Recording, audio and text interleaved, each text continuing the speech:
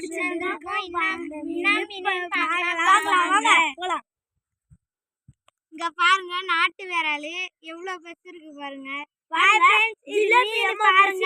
ஜிலேபி எல்லாமே பெருசா இருக்குங்க பாருங்க. நல்லா ஐடியா சூப்பரா பண்றோம் பாருங்க.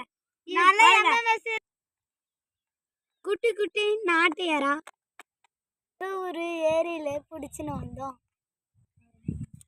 எறா பாருங்க.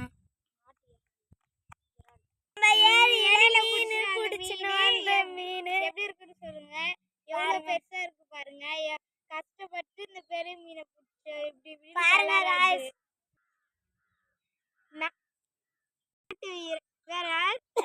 வரவை குட்டி குட்டி ஜிலேபி அப்புறம் இவ்வளோ பெருசு இருக்கு. இது ரொம்ப அட்டகாசம் பண்ணிச்சு.